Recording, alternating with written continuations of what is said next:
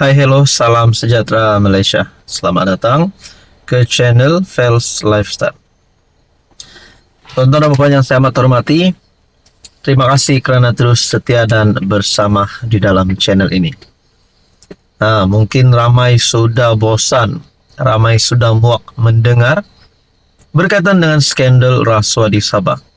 Tapi ini satu nasihat saya kepada rakyat Sabah. Kita kena sentiasa follow up berkaitan dengan skandal rasuah di Sabah ini. Kerana kita mesti menjadi rakyat Sabah yang matang.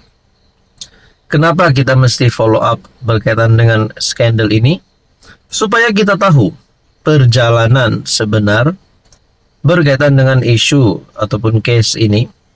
Kerana ini melibatkan kepimpinan tertinggi kerajaan negeri, kepimpinan tertinggi politik di Sabah. Nah, saudara-saudara, berkaitan dengan ini, banyaklah cerita yang dikaitkan. Semakin panjanglah cerita ini. Sampai berkata, DUN akan dibubarkan awal lah, PRN diawalkanlah, HJJ dipecat, letak jawatan, Ketua Menteri Sabah ditangkap, adun rasuah ditangkap, macam-macam lah. Tapi pada akhirnya, semua itu berbalik kepada siasatan SPRM. Sama ada siasatan itu telus ataupun siasatan itu sebenarnya tidak bersih juga. Akhirnya, dalam satu kenyataan SPRM berkaitan dengan skandal rasuah Sabah. Kenyataan terbaru daripada SPRM ulang janji siasatan adil telus. Ini yang kita mau, siasatan yang telus, siasatan yang adil. Walaupun skandal rasuah ini melibatkan nama Ketua Menteri Sabah, Menteri Keuangan Sabah, Timbalan Ketua Menteri Sabah, dan juga beberapa adun, SPRM tidak boleh melihat itu, tetapi mesti menyiasat perkara ini dengan adil dan telus. SPRM mengulangi jaminannya untuk menjalankan siasatan secara adil dan telus terhadap skandal rasuah yang melibatkan pemimpin-pemimpin negeri Sabah. Seperti yang saya sudah katakan, siasatan sedang dijalankan dan kami akan menyiasat secara adil dan profesional, kata Ketua Pesuruhjaya SPRM Azam Baki melalui mesej ringkas. Anwar Ibrahim, Perdana Menteri pun ada membuat kenyataan berkaitan dengan ini. Walaupun baru-baru ini ada pertemuan di antara Anwar, HJJ, Menteri Keuangan. Walaupun ada pertemuan, saya rasalah tak mungkinlah Anwar Ibrahim nak lindungi perasuah. Itu pun kalau benar HJJ masih di Manjun ini terlibat dengan skandal ini. Malaysia kini menghubungi Azam untuk mendapatkan maklum balas terhadap tekanan yang semakin meningkat daripada pelbagai pihak, termasuk parti politik yang mahu pihak berkuasa mengambil tindakan terhadap dakwaan rasuah membabitkan beberapa adun Sabah. Sebelum ini kita sudah dengar ada gesaan kepada HJJ untuk letak jawatan, ada gesaan kepada pihak berkuasa untuk menyiasat mereka semua. Bahkan ada gesaan daripada netizen supaya mana-mana pemimpin politik di Sabah yang terlibat rasuah ini dipecat ataupun letak jawatan, ataupun mungkin perlu dikenakan tindakan undang-undang sekiranya mereka bersalah, yaitu masuk penjara sekiranya mereka bersalah. Nah, saudara-saudara, apa komen Anda? Hai, hello, salam sejahtera Malaysia. Selamat datang ke channel Fels Lifestyle. Terima kasih kerana terus setia dan bersama di dalam channel ini. Saudara-saudara yang saya amat hormati, rupanya Barisan Nasional, perjuangan mereka untuk membebaskan bosku, perjuangan mereka untuk membebaskan Najib Razak, masih lagi semangat mereka itu mahu Najib keluar daripada penjara, masih lagi ada. Bahkan baru-baru ini Barisan Nasional dalam satu uh, kenyataan yang saya lihat artikel berita berkata BN sepakat mahu lihat Najib dikeluarkan dari penjara.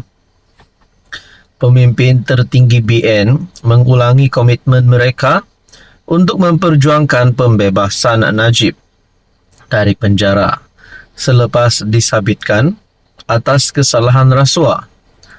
Dalam ucapan mereka pada sambutan ulang tahun BN ke-50 di KL, Presiden UMNO Ahmad Zahid Hamidi, Presiden MCA Wee Ka Siong dan Timbalan Presiden MIC M. Saravanan senada berhubung kehendak mereka mengenai Najib.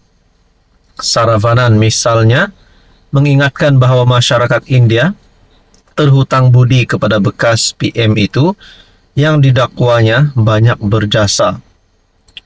Justeru katanya MIC berharap BN dapat melakukan sesuatu untuk membolehkan Najib tidak lagi berada di sebalik jeriji jail.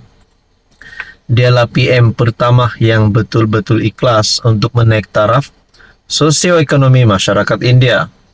Dialah PM pertama yang menjadi pengerusi jawatan kuasa kabinet untuk komuniti India. Dia PM pertama yang beri lesen baru untuk sekolah-sekolah Tamil.